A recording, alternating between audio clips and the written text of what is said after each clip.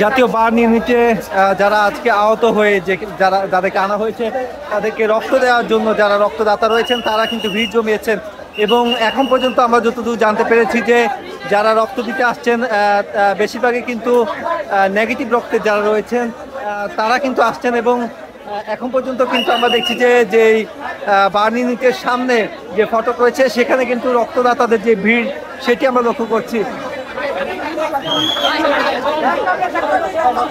সবাই বের হয়ে যান,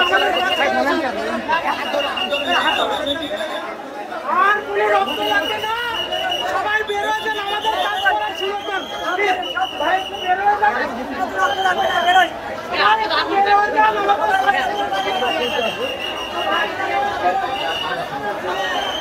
আপনাকেই বলছি, ইন্স্যুরেন্স করলে সিটিতে সুরক্ষা পাবেন নিশ্চিত।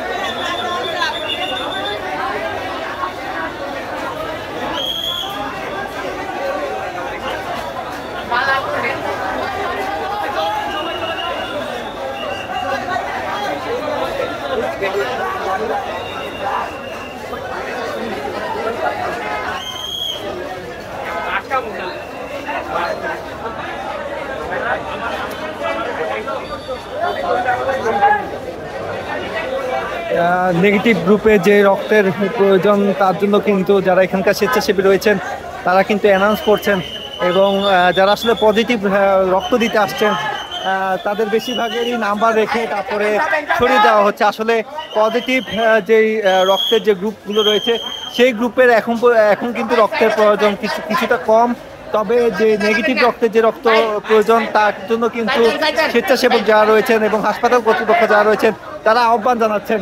আমরা রয়েছি জাতীয় বার্ন ইনস্টিটিউটে এবং আজকে জানিয়ে রাখতে চাই যে উত্তরার মাইলস্টোন কলেজের উপরে যে বিমান বিধ্বস্তের ঘটনা ঘটেছে সেখানে কিন্তু প্রায় 150 জন আহত হয়েছেন এবং ইতিমধ্যে আমরা জানতে পেরেছি যে 18 জন নিহতের ঘটনা ঘটেছে।